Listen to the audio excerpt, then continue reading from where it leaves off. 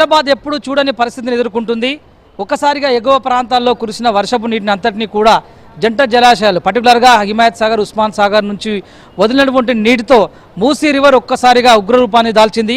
Musi river పొంగి పొర్లడంతో మూసీ పరివాహక ప్రాంతాల్లో ఉన్నటువంటి నగరవాసులందరినీ కూడా సురక్షిత ప్రాంతాలకు తరలించారు ఇప్పటికే అధికారులు. అయితే మహాత్మా గాంధీ బస్ స్టేషన్ గత 45 ఏళ్ల చరిత్రలో ఎప్పుడూ లేని విధంగా పెద్ద ఎత్తున వరద నీటిని అంతటినీ కూడా నింపుకుంటుంది. మొత్తం 76 ప్లాట్ఫామ్లు ఉంటాయి మహాత్మా గాంధీ బస్ స్టేషన్లో. సగటున రోజుకి 60,000 మంది ప్రయాణికులు మహాత్మా గాంధీ బస్ స్టేషన్ నుంచి ఇతర ప్రాంతాలకు ట్రావెల్ చేస్తూ ఉంటారు. పండుగ రోజుల్లో అయితే 1,00,000 మందికి పైగా ప్రయాణికులు ఇక్కడికి వస్తూ ఉంటారు. అయితే మూసీ నది వచ్చేటువంటి క్రమంలో ఇంటర్ బ్రిడ్జ్ అని చెప్పేసి అంటారు. ఇది ఎగ్జాక్ట్గా మహాత్మా గాంధీ బస్ స్టేషన్కి ముందు వైపు ఉంటుంది. బస్సులన్నీ వచ్చేటి అంతా కూడా అదే రూట్ నుంచి వస్తాయి.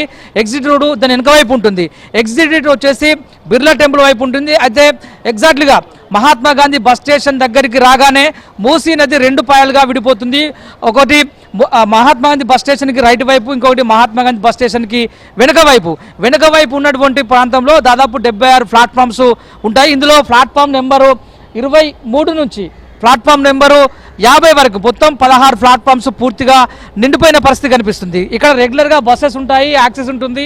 ఇక్కడికే వచ్చి బస్సులన్నీ ఆగుతూ ఉంటాయి. ఇక్కడికి వచ్చిన బస్సులన్నింటినీ కూడా ప్రయాణికులు వారితో ఎక్కించుకొని చదుర ప్రాంతాలకు వెళ్తూ ఉంటారు. అయితే ఇక్కడ ఇంత పెద్ద మొత్తంలో వాటర్ ఆగడానికి గల కారణం ఏంటంటే ఎగ్జాక్ట్గా మహాత్మా గాంధీ బస్ స్టేషన్ వెనుక వైపు ఉన్నటువంటి ఇంకొక మూసీ, అంటే మహాత్మా గాంధీ బస్ స్టేషన్ వద్దకు రాగానే మూసీ నది 2 పాయలుగా విడిపోతుంది. వెనుక వైపు ఉన్నాం మనం, ఎగ్జాక్ట్గా వెనుక వైపు ఉన్నాము. కెమెరామెన్ చూపించే ప్రయత్నం చేస్తున్నారు.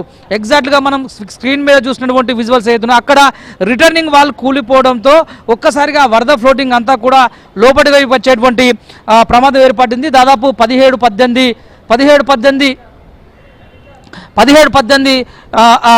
ప్లాట్ఫామ్స్ పూర్తిగా నిండిపోయిన పరిస్థితి కనిపిస్తుంది. మనం మామూలుగా అయితే ఇక్కడ అన్ని మ్యాన్ హోల్స్ ఉంటాయి. హైడ్రా సిబ్బంది సాయంతో మనం లోపలికి వచ్చి రిస్క్ చేసి చెప్పేటువంటి ప్రయత్నం చేస్తున్నాం. రిటర్నింగ్ వాల్ ఒక్కసారిగా తెగడంతో నార్మల్ రోజుల్లో అయితే ఆ రిటర్నింగ్ వాల్ని ఆనుకొని వాటర్ ఫ్లో అంతా కూడా వెళ్ళిపోయేటువంటి అవకాశం ఉంటుంది. కానీ ఒకసారిగా రిటర్నింగ్ వాల్ వాటర్ ఫ్లో ఒకసారి పెరగడం, ఆ రిటర్నింగ్ వాల్ కూలిపోవడంతో నేరుగా వస్తున్నటువంటి వాటర్ అంతా కూడా ఎంజీబీఎస్ బస్ స్టాండ్ వెనుక వైపు రావడంతో ప్లాట్ఫామ్ నెంబరు 24 నుంచి ప్లాట్ఫామ్ నెంబరు 52 వరకు పూర్తిగా మునిగిపోయినటువంటి పరిస్థితి కనిపిస్తుంది. మనం ఏబిఎన్ ఆంధ్రజ్యోతి స్క్రీన్ పైన చూసినటువంటి రిటర్నింగ్ వాల్ ఏదైతే ఉందో అదే రిటర్నింగ్ వాల్ కూలిపోవడంతో పూర్తిగా వాటర్ అంతా కూడా ఎంజీబీఎస్ బస్ స్టాండ్లోకి చేరిపోవడంతో అటు మెట్రో కింద ఎంజీబీఎస్ ప్లాట్ఫామ్స్, అదేవిధంగా షాపింగ్ మాల్స్, ఎంజీబీఎఫ్ లోపలి వైపు కూడా పూర్తి స్థాయిలో వాటర్ వస్తున్నటువంటి పరిస్థితి కనిపిస్తుంది. మనం ఏబిఎన్ ఆంధ్రజ్యోతి స్క్రీన్ పైన హైడ్రా టీం అంతా కూడా చూస్తున్నచ్చు. నిన్న నైట్ కురిసినటువంటి భారీ వర్షానికి వచ్చిన వరద నీరుని ఇక్కడ ఇరుక్కుపోయినటువంటి ప్రయాణికులను రెస్క్యూ చేసి కాపాడింది ఇదే టీము. నైట్ నుంచి వీళ్ళందరూ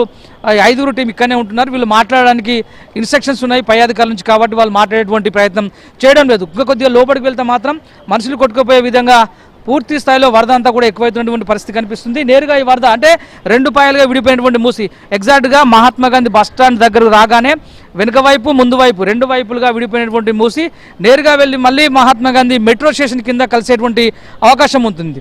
దీంతో బస్సులు కూడా ఇక్కడ ఆపడానికి వీల్లేదు, ప్రయాణికులు కూడా ఎవరు లేరు. కేవలం ఇన్సైడ్లో ఒక 100 మంది ఆర్టీసీ సిబ్బంది మాత్రమే ఉన్నారు. మరి కాసేపట్లో రవాణా శాఖ మంత్రి పొన్నం ప్రభాకర్కి వచ్చి పరిస్థితిని సమీక్షించనున్నారు. ఒకసారి మనం ఇటువైపు చూసేటువంటి ప్రయత్నం చేద్దాం. ఒరిజినల్గా మూసీలో ప్రవేశించినటువంటి వాటర్ ఎంతైతే ఉందో అదే ఫ్లో ఎగ్జాక్ట్గా మహాత్మా గాంధీ బస్ స్టాండ్ వైపుకి వస్తుంది. దీనికి గల కారణం కేవలం ఆ రిటర్నింగ్ వాళ్ళు కూలిపోవడం. ఇంకా కొద్దిగా ముందుకు పోయేటువంటి ప్రయత్నం చేయొచ్చు, కానీ ముందంతా కూడా మాన్యువల్స్ ఉన్నట్టు తెలుస్తుంది, గుంతలు కూడా ఉన్నట్టు తెలుస్తుంది. లోపలికి వెళ్తే ప్రమాదకరం అని చెప్పేసి కూడా హైడ్రా సిబ్బంది చెప్పే ప్రయత్నం చేస్తున్నారు. ఒకవేళ ఇక్కడ ఈ సిబ్బంది కానీ టెక్నికల్ టీం కానీ లేకుండా ముందుకు వెళ్తే ఖచ్చితంగా మనుషులు కొట్టుకుపోయే పరిస్థితి అయితే మహాత్మా గాంధీ బస్ స్టేషన్లో కనిపిస్తున్నటువంటి పరిస్థితి కనిపిస్తుంది. ఇది గత 45 ఏళ్ల చరిత్రలో ఇప్పటివరకు ఎప్పుడూ జరగలేదు, ఇది మొట్టమొదటిసారి జరిగిందని చెప్పి వాళ్ళు చెప్పడం అనేటువంటిది వచ్చేటువంటి వారి ప్రయాణికులందరినీ కూడా భయభ్రాంతులకు గురి చేస్తుంది. ఇక ప్రయాణికులకు ఎవరికి కూడా అవగాహన లేకపోవడంతో వాళ్ళు నేరుగా మహాత్మా గాంధీ బస్ స్టాండ్కి వస్తున్నారు. చాలామందికి అవగాహన లేదు, కొంతమందికి తెలిసి తెలియక మహాత్మా గాంధీ బస్ స్టాండ్కి రావడంతో చాలామందికి ఆరంగర్ నుంచి ఆల్టర్నేట్ బస్సులను కూడా అరేంజ్ చేసింది ఆర్టీసీ. మామూలు రోజుల్లో 2500 బస్సులు సగటున ఎంజీబీఎస్ నుంచి ట్రావెల్ చేస్తూ ఉంటాయి. పండుగ సీజన్ కాబట్టి రోజుకు 500 చొప్పున బస్సులను పెంచాలని చెప్పేసి పర్టికులర్ 26, 27, 28 తేదీల్లో బస్సులను పెంచాలని చెప్పేసి రవాణా శాఖ నిర్ణయించింది. అయితే ఈ 500 బస్సులను కూడా ఇప్పటికే క్యాన్సిల్ చేసినట్టు తెలుస్తుంది. వాటిని విజయవాడ వైపు వెళ్ళేటువంటి వారి కోసం ఎల్బీనగర్లో, ఇతర ప్రాంతాలకు వెళ్లే వాళ్ళ కోసం ఆరంగర్లో బస్సులను కూడా ఏర్పాటు చేసిన పరిస్థితి కనిపిస్తుంది. కొంతమంది హైడ్రా టీం ఇక్కడ నుంచి ఎంజీబీఎస్ బస్ స్టాండ్ నుంచి బయటికి వాళ్ళని హైడ్రా టీం సహాయంతో దాడిచేటువంటి ప్రయత్నం చేస్తున్నారు. సింగిల్గా వెళ్తే కనుక ఖచ్చితంగా వరద ఫ్లోటింగ్కి వాళ్ళు వరదలో కొట్టుకుపోయే అవకాశం కనిపిస్తుంది. ఇలా నైట్ నుంచి చాలా మందిని రెస్క్యూ చేసి ఇతర ప్రాంతాలకు అంటే బయటకు పంపించేటువంటి ప్రయత్నం చేశారు. ఈ గతంలో ఎప్పుడు జరగలేదని చెప్పేసి ఒకవైపు అధికారులు అంచనా వేస్తున్న పరిస్థితి కనిపిస్తుంది. సాయంత్రం వరకు ఒకవేళ వరద తగ్గింది అంటే జంట జలాశయాల్లో గేట్లు ఎత్తడం మానేస్తే కనుక ఈ వరద ఫ్లోటింగ్ తగ్గుతుంది. ఆ తర్వాత ఎంజీబీఎస్లో సిబ్బంది అంతా కూడా పనిచేసి మళ్ళీ రెగ్యులర్గా ప్రయాణికులకు బస్సులను యాక్సెస్ తీసుకొచ్చే అవకాశం అయితే కనిపిస్తుంది. Over to studio.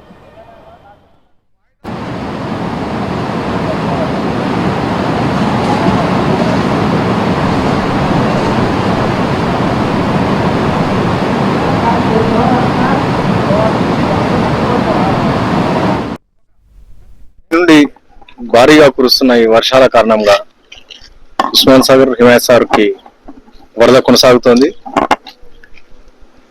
దాంతో ప్రస్తుతం 2 రిజర్వాయర్ల నుండి సుమారు 33,000 క్యూసెక్లు కిందికి విడుదల చేయడం అవుతుంది. ప్రస్తుతం ఇన్ఫ్లో కూడా 27,000 క్యూసెక్లు వరద వస్తుంది.